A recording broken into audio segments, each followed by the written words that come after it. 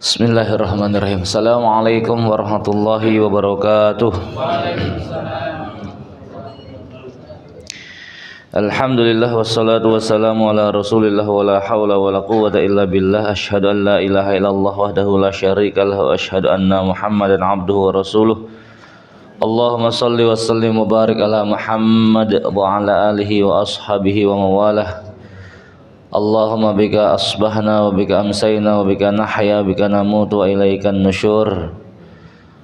Asbahna ala fitratil islam wa ala kalimatil ikhlas wa ala dini nabiyina Muhammadin sallallahu alaihi wasallam wa ala millati abina Ibrahim hanifan muslima wa ma kana minal musyrikin. Rabbi syrah li sadri wa yassir li amri wa hlul 'uqdatam min lisani yafqahu qawli. Allahumma inna nas'aluka ilman nafi'a wa rizqan thayyiba wa amalan mutaqabbala. Rabbi zidni ilma warzuqni fahma. Jamaah salat subuh yang semoga dirahmati Allah Subhanahu wa taala. Alhamdulillah, bersyukur kita memuji Allah. Allah pertemukan kita dalam majelis ilmu. Ini bagian daripada upaya kita untuk memperbaiki kualitas ibadah kita, karena sejatinya ibadah yang dilakukan harus berdasarkan dengan landasan ilmu yang benar. Keikhlasan semata tidak menjadi jaminan bahwasanya ibadah seorang hamba akan diterima oleh Allah. Ianya salah satu dari dua syarat ibadah itu diterima. Maka ikhlas semata belum cukup sampai kemudian seorang hamba betul-betul berupaya menyesuaikan ibadah-ibadah yang dilakukan dengan contoh-contoh yang telah diberikan oleh Rasulullah sallallahu alaihi wasallam. Ketertipuan seseorang terhadap rahmat dan kasih sayang Allah terkadang menghantarkan dirinya kepada tindakan tamanni, angan-angan, yang ini dianggap menjadi sebuah sebuah harapan, yang dianggap menjadi sebuah cita-cita, padahal itu bukan sebuah cita-cita ya. Seseorang kemudian berhusnudzon kepada Allah Subhanahu wa taala namun sikap husnudzonnya keliru, maka bukan rahmat dan kasih sayang yang akan Allah Subhanahu wa taala berikan kepadanya, namun justru malah murka ya. Bagaimana kemudian seseorang bisa keliru dalam bersikap husnudzon terhadap Allah Subhanahu wa taala? Dia belum memaksimalkan upaya dia dalam beribadah untuk menyesuaikan dirinya dengan apa yang dicontohkan oleh Rasul, namun kemudian beranggapan toh Allah Maha Tahu. Perbaiki dulu kualitas ibadah kita ya, keikhlasan yang menjadi landasan utama, kemudian memperbaiki kualitas ibadah kita, betul-betul berupaya menyesuaikan dengan contoh dari Nabi sallallahu alaihi wasallam, baru kemudian perkara diterima atau tidaknya ini kita serahkan kepada Allah. Jangan kemudian ngasal, pokoknya yang penting ibadah gitu ya. Terserah Allah lah mau terima atau enggak, tapi kita belum memperbaiki kualitas ibadah kita. Maksimalkan dulu, sesuaikan dulu dengan apa yang Rasul contohkan, baru selebihnya serahkan kepada Allah Subhanahu wa taala. Baik jamaah yang semoga dirahmati Allah Subhanahu wa taala, kajian kita masih berbicara di Bai'ah Aqabah, di mana ini ibrah di balik peristiwa tersebut. Kita masih sampai pada pembahasan poin yang keempat, di mana ini lebih kepada sanjungan pujian Allah Subhanahu wa taala terhadap sahabat-sahabat Ansor ya. Dalam buku Ahbabullah ya, kita pernah membahas bagaimana di antara salah satu golongan yang itu bisa mendapatkan cinta dari Allah Subhanahu wa taala adalah mereka-mereka yang mencintai kelompok Ansor. Banyak hadis-hadis secara khusus yang Rasulullah sallallahu alaihi wasallam sebutkan terkait orang-orang Ansor ini. Termasuk di dalamnya adalah bagaimana Allah Subhanahu wa taala memuji tentang toharoh yang dimiliki oleh orang-orang Ansor, yang itu kemudian menjadi toharoh bagi kaum muslimin ya. Di mana Rasulullah pernah kemudian menyebutkan sungguh Allah telah memuji toharoh kalian. Rasul nanya, sebetulnya toharoh kalian itu apa toh? Ya, maka kemudian mereka mengatakan ya, orang-orang Ansor ini, toharoh kami adalah kami berwudu setiap kali mau sholat. Maka Rasul mengatakan itulah toharoh kalian ya, maka jagalah dia ya. Kemudian secara khusus Rasulullah SAW kemudian banyak menyebutkan terkait bagaimana kedudukan orang-orang Ansor di sisi Rasulullah SAW. Ya. Dari hadis dari Abu Hurairah radhiyallahu anhu, ya, satu sahabat yang masa kehidupannya bersama Nabi singkat, namun kemudian mampu memilih amalan terbaik yang tidak banyak dilirik oleh para sahabat radhiyallahu anhum. Karena kan Abu Hurairah ini kan hidupnya cuma 3 tahun ketemu sama Nabi, namun meriwayatkan hadis itu melampaui sahabat-sahabat yang justru lebih awal dalam menerima Islam. Ya, ini jitunya beliau dalam memilih peran. Ya, kenapa? Karena beliau sudah berada di akhir-akhir masa Rasulullah SAW yang secara otomatis Islam itu sudah berjaya, Islam itu sudah kuat, sehingga beliau banyak kemudian tertinggal dengan amalan-amalan besar yang dimiliki oleh para sahabat. Ya, jihad bersama Nabi SAW dalam mempertahankan Islam. Kemudian ya amalan besar yang lain sudah banyak diborong. Ya nggak hijrah, nggak ikut berjihad kan begitu. Cuman kemudian jeli dalam melihat peluang untuk bagaimana kemudian dia bisa mengambil peran terbaik dalam Islam. Maka praktis selama 3 tahun terakhir kehidupan Rasulullah SAW, di sana ada Rasul, di sana ada Abu Hurairah, kecuali di 2 tempat, ya, kasur sama sumur.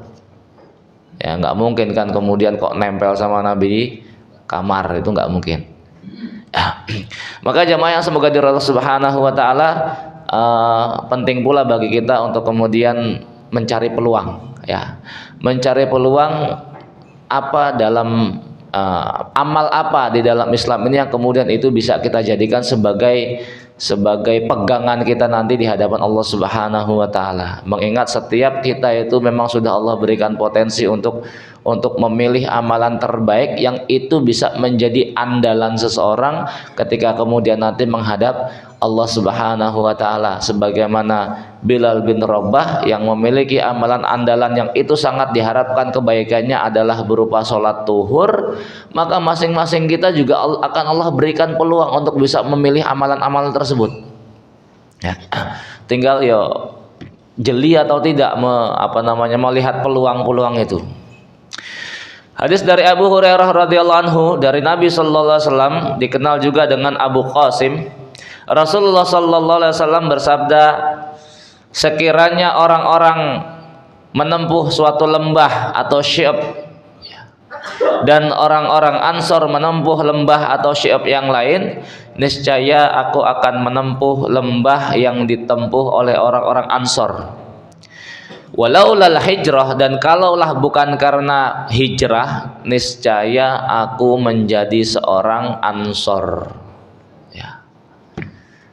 Jamaah semoga dirahmati Allah Subhanahu wa taala, ini pujian bagi Rasul terhadap orang-orang Ansor. Bagaimana mungkin Rasul tidak memuji sahabat Ansor, ya. Mereka adalah orang-orang yang pertama kali memberikan ruang, tempat, waktu, perhatian kepada Rasul dan para sahabat tatkala seluruh bangsa Arab memberikan permusuhan tersengitnya. Tatkala kemudian seluruh orang-orang Quraisy justru malah mengusir beliau dari kampung halamannya, maka orang-orang Ansor ini yang kemudian golongan yang pertama kali memberikan ruang dan hatinya untuk menampung Rasul dan para sahabat. Maka sangat wajar kalau ngelihat secara pembelaan, perjuangan, pengorbanan yang diberikan orang-orang Ansor terhadap Rasul yang itu nggak ada kaitan hubungan darah sama sekali. Melihat ini semua sangat wajar kalau kemudian Rasul mencintai orang-orang Ansor dan kemudian mengajak orang-orang untuk mencintai orang Ansor. Hadis dari Al-Barra, ia berkata, aku mendengar Nabi sallallahu alaihi wasallam bersabda, tidak ada orang yang mencintai Ansor melainkan mereka adalah seorang mukmin. Nah, ini kaitannya iman dengan nifak, ya, nanti. Tidak ada yang mencintai orang Ansor melainkan dia seorang mukmin, dan tidak ada yang membenci mereka melainkan mereka orang-orang munafik. Siapa saja yang mencintai mereka, maka mereka akan dicintai Allah. Siapa saja yang membenci mereka, maka mereka akan dibenci Allah. Ini sekali lagi sudah pernah kita bahas dalam Akhbabullah ya.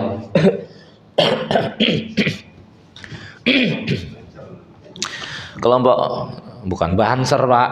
Astaga. Nyamber aja. Bukan Banser ini ya, Ansor ya, kalangan Ansor, sahabat-sahabat Ansor, mereka yang bahkan Allah Subhanahu wa taala kemudian menyebutkan walladzina tabawwa'ud dar wal iman. Mereka telah menempati bumi Madinah, Yathrib, dan sudah menyatakan iman. Nah, itu Allah saja kemudian memberikan sanjungan luar biasa kepada kelompok Ansor. Ini ayat terkait orang-orang Ansor. Mereka beriman, mereka telah menempati negeri tersebut yaitu Madinah ya, yang tadinya bernama Yathrib, dan telah menyatakan beriman, betul-betul mencintai orang-orang Muhajirin, bahkan berharap mereka kemudian datang, dan sama sekali tidak pernah merasa iri terhadap kelebihan yang Allah berikan kepada orang-orang Muhajirin ya. Bahkan kemudian lebih mendahulukan kebutuhannya orang-orang Muhajirin, sekalipun mereka juga sama-sama butuh ya. Sekalipun sama-sama butuh. Kalau di kita kan yang penting kebutuhan kita sih gitu ya. Kebutuhan lain mah bodo amat ya. Gorengan tinggal satu nih. Mau nggak? Ya mendingan buat saya sendiri kan begitu. Jamaah semoga dirahmati Allah Subhanahu wa taala. Ini terkhusus terkait orang-orang Ansor ya. Hadis-hadis yang lain adalah dari Anas bin Malik radhiyallahu anhu, ia berkata, Nabi sallallahu alaihi wasallam bersabda, tanda iman adalah mencintai Ansor, tanda nifak adalah membenci Ansor. Ya.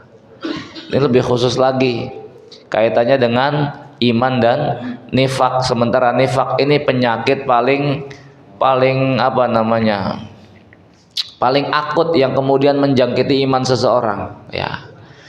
Nifak ini penyakit paling akut yang menjangkiti iman seseorang. Kita sudah pernah bahas panjang lebar terkait kenapa kok kemunafikan itu, orang-orang munafik itu nerakanya kekal di dalam Allah Subhanahu wa taala ya. Nerakanya kekal. Allah sejajarkan mereka dengan orang-orang kafir, Allah kumpulkan mereka bareng dengan orang-orang kafir. Masih ingat toh? Ingat gak? Kenapa kok orang-orang munafik itu kekal di dalam neraka? Padahal kita sepakat, Ahlus Sunnah sepakat bahwasanya ahlul kabair itu tidak kekal di dalam neraka. Pelaku maksiat, pelaku dosa besar, mereka yang bunuh, mereka yang zina, mereka yang mencuri, mereka yang kemudian minum khamr, mereka yang kemudian kesaksian palsu, dan semua al-kabair itu ketika mereka meninggal dunia dan belum sempat bertaubat, kecuali syirik ya, masih punya kesempatan mereka akan diangkat oleh Allah Subhanahu wa taala dari neraka kemudian dimasukkan ke dalam surga. Kita sepakat gak nih? Hah? Sepakat ya. Dan ternyata ahlu sunnah juga sepakat bahwasanya orang-orang munafik itu fid darkil asfal minan nar ya. Di neraka, intipnya neraka. Kalau di Jakarta kita susah nyari intip Pak ya. Ya maksudnya masaknya udah pakai magicom, nggak ketemu intipnya itu ya. Kerak telur adanya ya. Ahlus Sunnah juga sepakat orang-orang munafik itu mereka nggak akan diangkat oleh Allah Subhanahu wa taala dari neraka. Kan yang menjadi pertanyaan terus, bedanya di mana coba antara munafik dengan ahlul kabair? Masih ingat nggak tuh? Di mana poin-poin intinya terkait kenapa kok munafik itu di neraka yang paling dalam dan nggak akan diangkat oleh Allah Subhanahu wa taala? Poinnya ada di hati ya. Kecenderungan hati untuk lebih membela kepada musuh-musuh Allah ini yang menjadikan Allah murka terhadap mereka. Bagaimana mungkin secara zahir mereka bergaul, berkomunikasi, berinteraksi dengan sesama muslim, namun kemudian kecenderungan hatinya justru memihak kepada musuh-musuh Allah Subhanahu wa taala ya. Maka Allah tegaskan ya dalam surah Al-Mujadalah saja Allah juga sudah menegaskan, la tajidu qauman yu'minuna billahi wal yaumil akhir. Engkau tidak akan pernah mendapati ada satu kaum di mana keimanan mereka kepada Allah dan hari akhir itu benar. Itu nggak mungkin kalau kemudian iman mereka itu benar, iman mereka itu jujur, namun kok mereka bisa duduk bareng sama orang-orang yang memusuhi Allah dan Rasulnya. Itu nggak mungkin. Ini kan berarti kaitannya masalah memang kecenderungan hati. Dan kita bisa melihat zahir itu kayak begitu. Ketika kemudian terjadi perselisihan antara mukmin dengan kafir, atau kemudian ketika dia punya perselisihan dengan sesama mukmin, coba dia pengen ngebloknya kemana? Ya, dia lebih nyaman mengadukan masalah itu kepada siapa? Kepada orang sama-sama mukmin, atau kepada justru malah mereka yang kemudian memusuhi Islam dan kaum muslimin? Ya, masya Allah ya. Bapak Allahu yarham itu sering banget cerita kalau pas dulu masa mudanya, ya itu kalau pas ya memang ini menjadi penyakit di antara kita sendiri ya, antara ormas itu sulit untuk nyatu itu lantaran perbedaan-perbedaan yang sebetulnya itu sebuah perbedaan yang sebuah keniscayaan perbedaan itu ya. Ya, perbedaan itu sebuah keniscayaan yang tidak mungkin bisa kemudian kok hilang ya.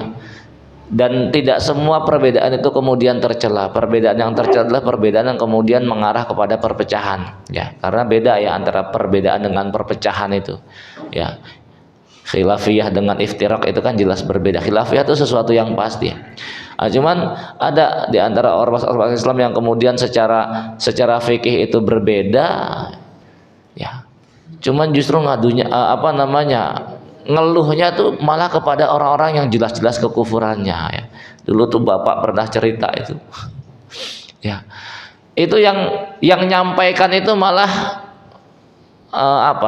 orang Cina kafir kepada bapak, cerita bahwasanya tuh si kelompok ini nggak suka dengan kelompok yang ini terkait hanya perbedaan fikih, tapi yang ngomong malah orang kafir kepada bapak itu. Ya, masya Allah ya.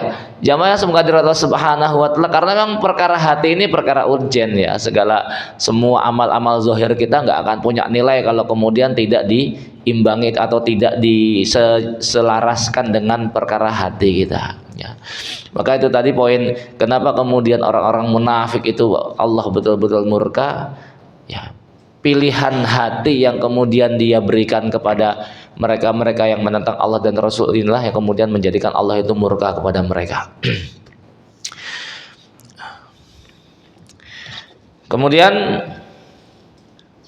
hikmah berikutnya, penerimaan kaum Ansor dan kesiapan mereka untuk membantu Rasulullah SAW. Ya, artinya secara garis nasab mereka adalah orang-orang yang jauh nasabnya dari Rasulullah SAW, namun secara kesiapan mental mereka menjadi kelompok pertama yang memberikan dukungan secara totalitas. Ya, ini kalimat pertamanya. Kalimat keduanya, dan enggannya atau terlambatnya orang-orang Quraisy yang secara garis keturunan mereka masih ketemu dengan nasabnya Rasulullah sallallahu alaihi wasallam ya, keengganan mereka untuk menerima secara langsung, telatnya mereka untuk kemudian masuk Islam, bahkan masuk Islamnya mereka itu harus kemudian dipaksa tanda kutip dengan kekuatan tempur, ini punya hikmah tersendiri, Pak. Ya. Kenapa? Kalau kemudian dari kalangan keluarga Rasulullah sallallahu alaihi wasallam, kerabat dan ke atasnya jalur nasabnya ini yang kemudian menerima dakwah Islam pertama kali, maka akan muncul anggapan bahwasanya mereka mengikuti ajaran Nabi hanya lantaran faktor fanatisme kesukuan. Ya.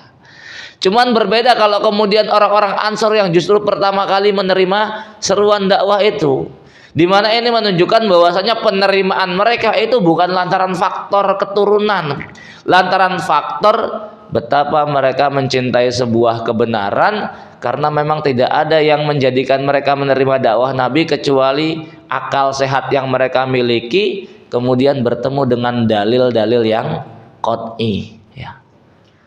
Maka jamaah yang semoga dirahmati Allah Subhanahu wa Ta'ala, fanatisme tidak selamanya dia buruk ya kan? Justru dia juga menjadi penopang, salah satu penopang yang kemudian bisa menjadikan Islam ini kokoh ya. Hanya kalau kemudian fanatisme buta ini menjadi sesuatu yang keliru, sesuatu yang tercela ketika kemudian sikap pembelaan terhadap kelompok, terhadap golongan, terhadap suku, terhadap keluarga ini membabi buta tanpa mengenal mana benar mana salah, maka ini menjadi sesuatu yang salah. Namun ketika sikap fanatisme ini ditopang dengan iman, ya, maka masya Allah ya, ini menjadi sebuah kekuatan besar. Ya. Kenapa? Karena memang sejarah Islam itu awalnya selalu berangkat dari sebuah fanatisme kesukuan yang kemudian itu berkembang dibingkai dalam kerangka iman. Ya. Ya, sebagaimana kita pernah bahas juga bagaimana sekalipun bahwasanya orang-orang Bani Hashim dan Bani Muthalib itu tidak semuanya mereka beriman kepada Rasulullah SAW, namun tatkala kemudian mereka dituntut untuk membela nyawa Rasul, ya mereka siap siap bersusah payah. Ya. Ketika kemudian Rasul, ya, ketika kemudian Bani Hashim itu diboikot, ya, maka nggak cuman Rasul dan yang beriman kepada Rasul saja yang kemudian mendapatkan tekanan, seluruh Bani Hashim dan Bani Muthalib juga kemudian memberikan pembelaannya, sekalipun di antara mereka bukan lantaran faktor iman karena masih kufur. Ya, tidak ada yang kemudian menjadikan mereka kok nolong Nabi kecuali lantaran faktor kesukuan, fanatisme kesukuan. Ya, kemudian juga sejarah semakin kemari, ya, perpindahan dari dinasti Umayyah, kemudian Abbasiyah, kemudian Turki Utsmani, itu kalau kemudian mau ditelisik berawal dari sebuah fanatisme kesukuan yang kemudian dibingkai dengan kerangka iman kepada Allah Subhanahu wa taala. Ya, bagi mereka para pecinta Turki Utsmani itu ngerti betul lah jalurnya, ya. Pecinta itu film gitu, ya, itu ngerti betul bagaimana dari sebuah kekuatan suku menjadi sebuah kekuatan negara, dari sebuah suku kecil kemudian memiliki sebuah negara besar, ya. Dan itu masya Allah gaung namanya memang kemana-mana dan menjadi salah satu dari kekuatan Islam, ya, di mana seluruh dunia itu hampir berada di dalam genggaman tangan kekuatan Turki Utsmani, masya Allah, ya. Ini berangkat dari faktor kesukuan pertama kali, ya. Hanya buat di kita itu kan itu bukan dianggap, ya, itu bukan sesuatu yang urgen. Masing-masing kita hidup, yes, pokoknya hidup masing-masing lah, ya. Yang nggak ada ikatan lain kecuali hanya kita sama-sama Islam itu tok, gitu, ya. Cuman kalau kemudian ada ikatan lain yang kemudian bisa memperkuat ikatan iman itu, ini menjadi sesuatu yang luar biasa pula. Maka jamaah yang semoga dirahmati Allah Subhanahu wa taala, ya. Inilah kemudian kelebihan orang-orang Ansor, di mana ketika justru mereka yang pertama kali mengimani dakwah Nabi sallallahu alaihi wasallam, tidak ada lagi anggapan orang bahwasanya orang-orang Arab mengikuti Nabi hanyalah faktor lantaran, ya, fanatik atas sukunya. Kemudian poin yang berikutnya, ya, yaitu pada sabda Nabi sallallahu alaihi wasallam, lam nu'mar bihadza, yaitu ketika dalam peristiwa Bai'ah Aqabah itu kan Rasul kemudian ada setan yang kemudian menyeru bahwasanya ini loh si mudammam, ya. Maksudnya adalah Rasulullah SAW dan sahabat-sahabatnya sudah mulai bikin makar, gitu, ya. Sudah mulai bikin makar, ya. Kemudian orang-orang Quraisy sudah mulai kasakusuk. Kemudian muncul seorang sahabat, ya, dari Ansor tadi yang kemudian mengatakan, ya Rasul, kalau memang ada perintah kita siap untuk adu pedang, gitu, ya. Rasul mengatakan lam nu'mar bihadza, kita belum diperintahkan untuk melakukan hal tersebut. Ketika Abbas bin Ubadah bin Nahdoh ingin melumpuhkan orang kafir dengan pedang, menunjukkan bahwa agama ini sesuai dengan wahyu, bukan dengan didasari pemikiran dan perasaan, ya. Maka ini kalimat lam nu'mar, hal umirna bihadza, ini kan pertanyaan yang sahabat Ansor ajukan tadi, ya. Hal umirna sikap sahabat Ansor ketika kemudian mendapati perlawanan dari orang-orang Quraisy, mereka kemudian sudah siap untuk kemudian membela darah dan keyakinannya. Cuman kemudian sama Rasul dilarang, lantaran belum adanya perintah untuk melakukan hal tersebut. Maka jamaah semoga dirahmati Allah Subhanahu wa taala, seolah ini menjadi sebuah kaidah ya. Pertanyaan yang kemudian dimunculkan dalam poin di sini adalah kalimat hal umirna bihadza, apakah kita sudah diperintahkan untuk melakukan hal tersebut. Ini menjadi landasan betapa bahwasanya syariat Islam itu didasari dengan dalil, bukan dengan perasaan. Syariat Islam didasari dengan ilmu yang benar, bukan dengan insting, bukan dengan perasaan, ya, bukan dengan dugaan. Kenapa? Allah sendiri sudah menegaskan inna dhanna la yughni minal haqqi syai'a. Yang namanya dugaan, yang namanya prasangka itu tidak mewakili kebenaran sama sekali. Karena dugaan itu 50-50, Pak. Ya, syak. Kok syak? Zon itu kan prasangka, ya. Ini lebih kepada dugaan, ya, 50-50 mesti. 50% 50% benar, 50% salah. Cuman potensi salahnya juga lebih besar juga masalahnya. Artinya kemungkinan salahnya itu terkadang yang namanya dugaan, karena yang namanya dugaan itu, prasangka itu tidak didasari dengan ilmu. Padahal syariat Islam itu dasarnya adalah ilmu. Apa contoh nyata? Contoh nyatanya itu kisah, ini sering diulang-ulang kisah ini ya, kisah pembunuh 100 orang, di mana dia nanya pertama kali kepada si pendeta ini ngasih jawabannya berdasarkan rasa, bukan ilmu, ya. Maka mereka lantaran berdasarkan rasa itu nggak bisa menyelamatkan dirinya, ya. Jadi bukan faktor ilmu ketika kemudian si pembunuh 99 orang ini ngomong kepada pendeta, aku sudah membunuh 99 orang, masih adakah kemudian peluang bagiku untuk bertaubat? Dipikir-pikir dengan perasaan, kamu nggak mikir apa? Orang-orang yang kamu bunuh itu keluarganya, gimana perasaan kamu coba? Ya, sisi perenungannya itu dari sisi situ, bukan dengan landasan ilmu. Maka kalau kemudian faktornya perasaan, sekali lagi ini nggak bisa menyelamatkan orang tadi. Ternyata harus juga kemudian genepin jumlah yang dibunuh sama si preman tadi jadi 100, ya. Maka sekali lagi Islam ini landasannya adalah ilmu, bukan landasan perasaan. Hal ini banyak kemudian menjadi kita kaum muslimin ini, Pak, ya. Berislam dengan perasaan. Seolah-olah perasaan itu menjadi tolok ukur sebuah kebenaran. Na'udzubillah, bukan seperti itu, ya.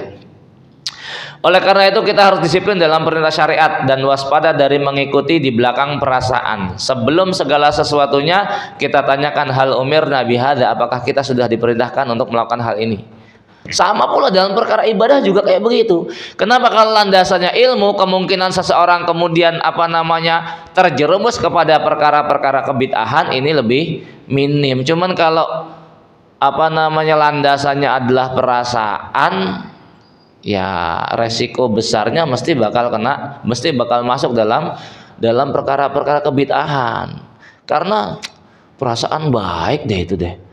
Perasaan kan begitu jadi, ya kan? Tapi baik gitu kan, isinya ada ya sholawatnya, ada begitu segala macam. Nah, sama orang-orang yang kemudian percaya dengan dunia perdukunan juga kayak gitu, faktornya perasaan yang diajarin ayat-ayat deh gitu ya.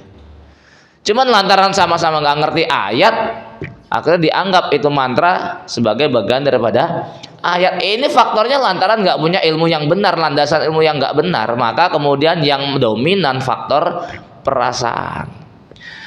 Maka jamaah semoga dirahmati Allah Subhanahu wa taala, disinilah kemudian kita menyadari pentingnya seorang mukmin itu memiliki ilmu.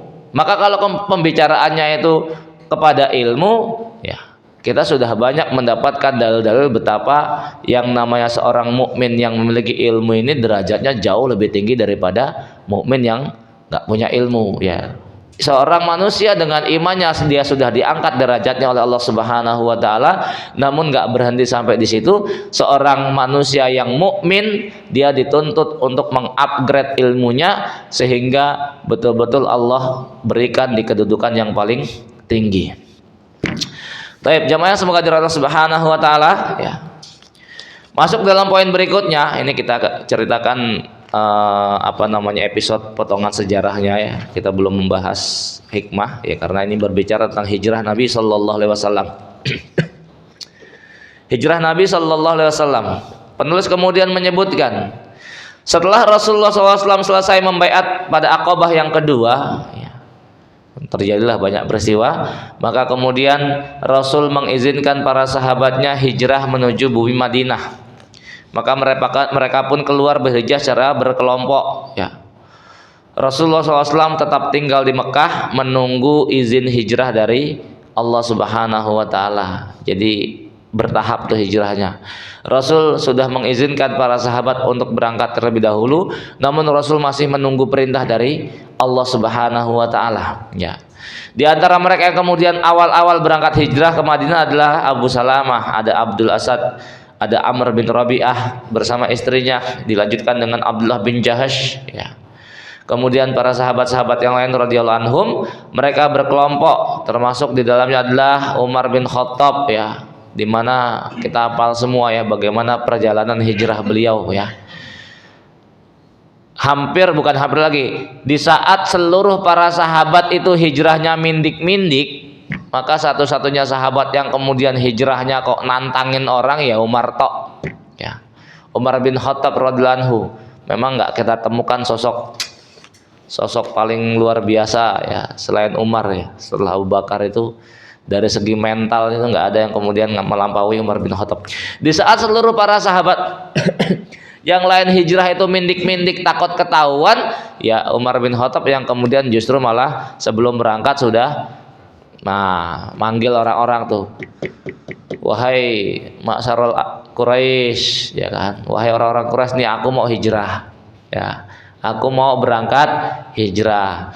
Semua kalian yang memang pengen anaknya jadi yatim, bininya jadi janda, ya tunggu aku di balik bukit ya. Ya sempat terjadi tempur juga ya, sempat bertarung juga lah dengan mereka-mereka yang pengen jajal ilmu gitu kan. Ya cuman ya kalah semua ya, karena memang beliau sosok yang ya premannya bangsa Arab lah saat itulah. Tapi bukan centeng pasar Pak, ya pentolan ya, bukan centeng pasar itu, pentolannya dia. Pentolan juga bukan cuman modal koar-koar doang ya, tembak kebal peluru gitu, tapi nggak kebal jarum suntik, enggak ya, betul-betul ya jagoan gitu ya, nggak cuman koar-koar doang ya, betul-betul jagoan dia ya. Dan memang ternyata nggak ada orang-orang Quraisy yang kemudian mampu mengalahkan Umar bin Khattab ya. Ini yang kemudian menjadikan beliau ya, menjadikan orang-orang Quraisy itu ya nyeseknya luar biasa ketika kemudian mendengar Umar bin Khattab masuk Islam. Dia yang diandelin ya kan, apalagi Islamnya Umar bin Khattab setelah Islamnya Hamzah. Ini dua orang ini ya pentolan betul ya, pentolan Quraisy betul ya. Artinya orang-orang kemudian sangat diharapkan oleh orang-orang Quraisy untuk kemudian menjaga kearifan lokal yang mereka miliki. Cuman ternyata keduanya Allah berikan petunjuk yang lebih baik, maka keduanya menjadi pembela Rasul dan kaum muslimin. Maka Rasul menyebutkan mereka yang terbaik di masa jahiliyah, terbaik di masa Islam. Manusia itu seperti bahan tambang ya, bahan tambang yang kemudian ketika dia digali, diproses melalui proses yang benar, akan menghasilkan perhiasan yang akan menghasilkan sesuatu manfaat yang luar biasa. Emas, dia tetap emas sekalipun berada di kubangan lumpur ya. Untuk mengeluarkan emas itu harus membutuhkan modal besar ya kan, paling enggak ada beko ya, paling enggak butuh butuh banyak modal lah, ngebor segala macam gitulah ya. Cuman ketika dia sudah keluar ya belum bisa dimanfaatkan, harus melalui proses panjang sampai kemudian menjadi sesuatu yang indah dan punya nilai tinggi. Tapi prosesnya ya begitu. Nah, setiap manusia itu kan kayak begitu. Ya apalagi bangsa Arab, di mana karakter-karakter yang mereka miliki itu juga sudah menjadi suatu karakter yang turun temurun, itu mereka dapatkan dari atas mereka. Sehingga karakter kebaikan yang mereka miliki ini menjadi sesuatu yang masya Allah luar biasa, betul-betul memiliki manfaat bagi Islam setelah mereka masuk ke dalam Islam. Salah satu contoh realnya adalah apa yang kemudian dilakukan oleh Umar bin Khattab radhiyallahu anhu. Ya. Beliau satu-satunya sahabat yang kemudian berangkat hijrah itu terang-terangan, bahkan kemudian nantang orang-orang kafir. Bagi mereka yang nggak setuju dengan hijrahnya Umar, ya udah boleh kita adu tanding. Ya. Kemudian di antara mereka yang masih tinggal di Mekah ya, selain Rasul itu ada Abu Bakar ya, termasuk Ali radhiyallahu anhu.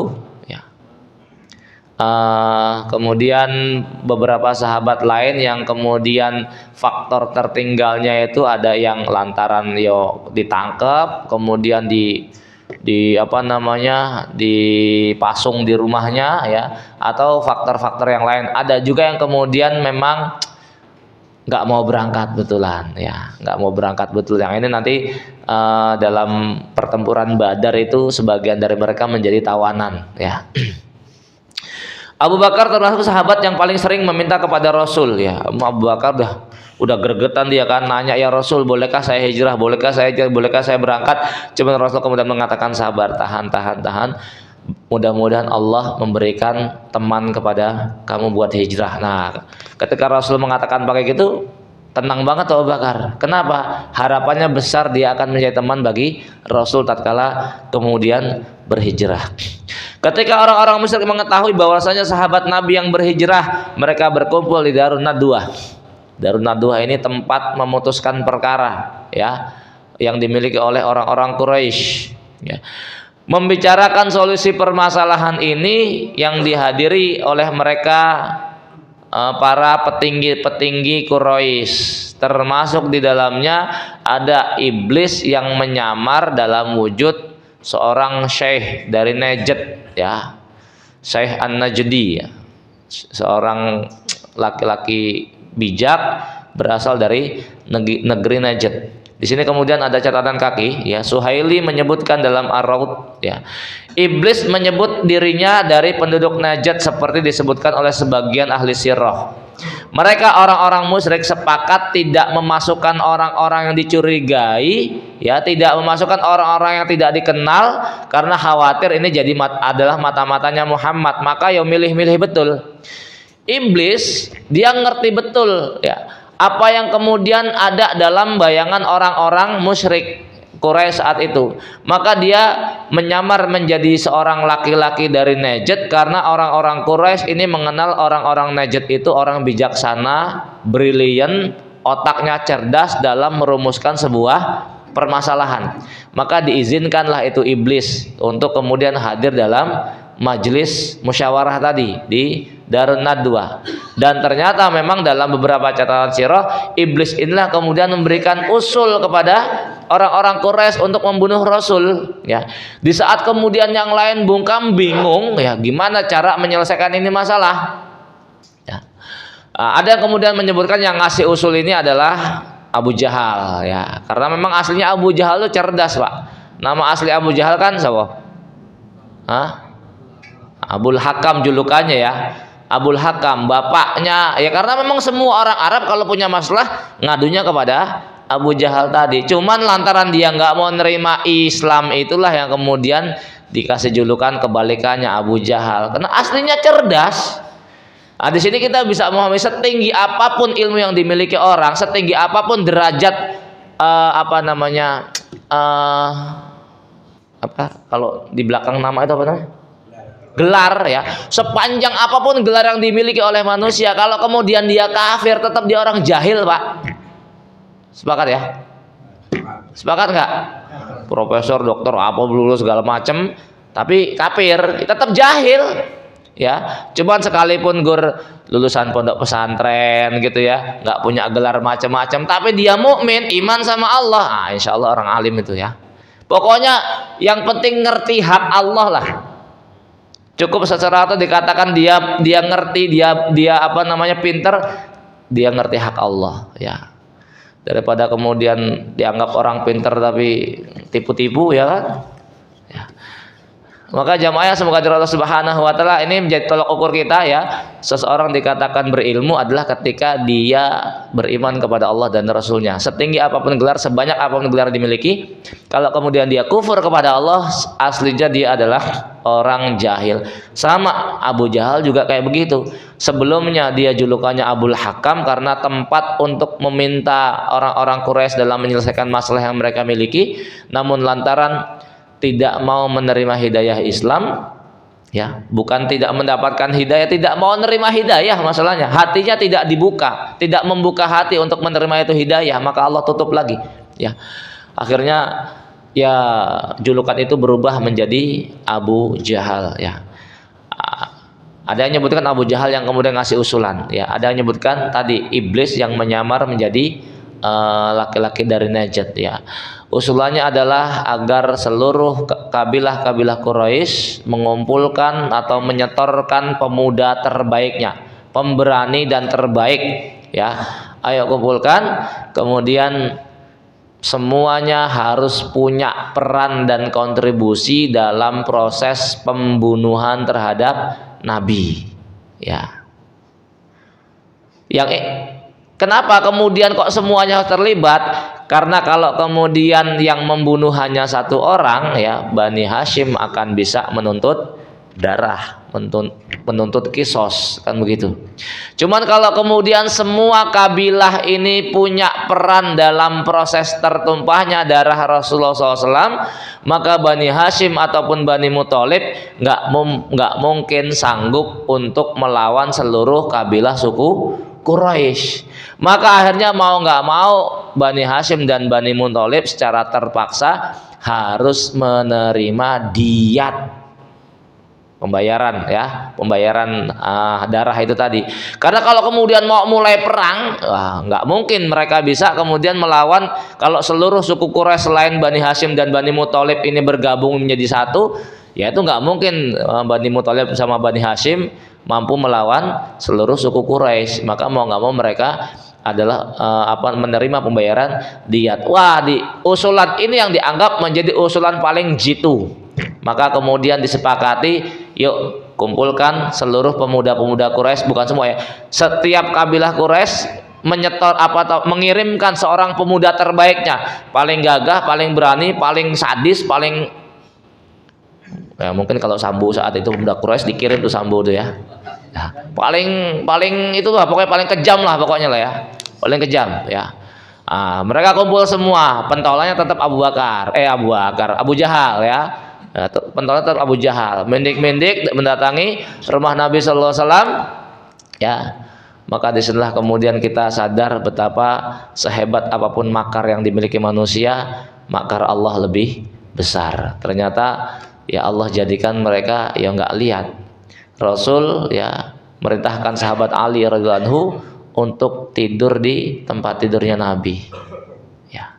Kemudian beliau keluar dari rumah membaca surat apa? Yasin, ya, sambil naburkan pasir.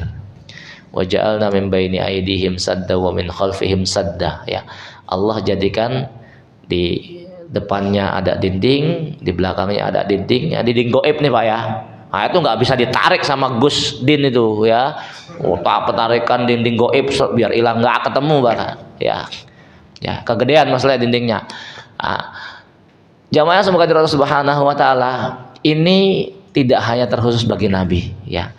Ternyata ada kemudian mereka-mereka yang Masya Allah, ya, Allah berikan karomah macam kayak begitu, ya. Dimana, ya, Masya Allah, kita nggak mensucikan seseorang di atas kapasitas dia sebagai manusia. Namun di antara kisah yang kemudian saya dapatkan, ya, terkait mereka pendiri Pondok Ngeruki, Pak, ya, apalagi pentolannya, ya, Ustaz Abdullah Sungkar, Allahu yarham. Itu kalau nggak salah dulu Ustaz Adung, ya, masih ingat nggak Ustaz Adung? Ya, beliau juga pernah cerita sebelum perjalanan hijrah, ya, dari Solo ke Malaysia itu, ya. Itu praktis peristiwanya Pondok Ngeruki sedang digerebek waktu itu, ya kan. Pondok Ngeruki sedang digerebek, hampir semua tentara-tentara itu, ya, dari sepanjang gerbang Pondok Ngeruki